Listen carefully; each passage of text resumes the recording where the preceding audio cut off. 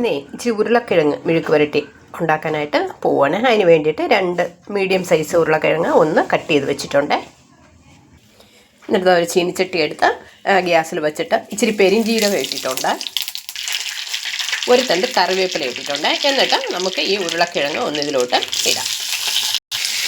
എന്നിട്ട് ഒരല്പം ഉപ്പും കൂടെ ഇട്ടിട്ട് നമുക്ക് ഒന്ന് മിക്സ് ചെയ്തിട്ട് നമുക്കൊന്ന് അടച്ചിടാം. ഇതൊന്ന് വേവട്ടെ, ഒരു 2-3 മിനിറ്റ് ഒന്ന് വേവട്ടെ.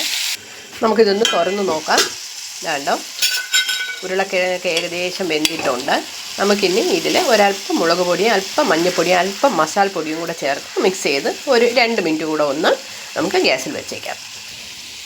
മുളക് പൊടി, മഞ്ഞൾപ്പൊടി, മസാലപ്പൊടി ഇതെല്ലാം ചേർത്തിട്ടുണ്ട്. ഇതെല്ലാം കൂടെ മിക്സ് ചെയ്ത് നമുക്കൊന്ന് ഒരു മിനിറ്റ് കൂടെ ഒന്ന് അടച്ചിടാവേ. ഇതാണ്ടോ, എല്ലാം മിക്സ് ചെയ്ത് വെച്ചിട്ടുണ്ട്. 1 മിനിറ്റ് കൂടെ ഒന്ന് നല്ലവണ്ണം വെന്തിട്ടുണ്ട്, എന്നാലും ജസ്റ്റ് ഒന്ന് ഫ്രൈ ആയി വരാൻ വേണ്ടിയിട്ട് 1 മിനിറ്റ് കൂടെ അടച്ചിടാവേ.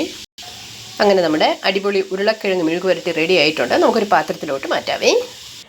ഇതാ കണ്ടോ, ചപ്പാത്തിക്കോ പൂരിക്കോ ചോറിനോ കാപ്പിക്കോ എന്തിനു വേണമെങ്കിലും നമുക്കിതൊരു കറിയായിട്ട് ഉപയോഗിക്കാം. ചോറിനാണെങ്കിൽ നമുക്ക് ഒരു സൈഡ് ഡിഷായിട്ടും നമുക്ക് ഉപയോഗിക്കാം. ഓക്കെ, അപ്പോൾ എല്ലാവരും ഒരു ഉരുളക്കിഴങ്ങ് ഉണ്ടെന്നുണ്ടെങ്കിൽ ഇങ്ങനെ ഒന്ന് മെഴുക്ക് പുരട്ടി എടുക്കുക. കുഞ്ഞുങ്ങൾക്കും ഒക്കെ ഭയങ്കര ഇഷ്ടമായിരിക്കും. Okay, by.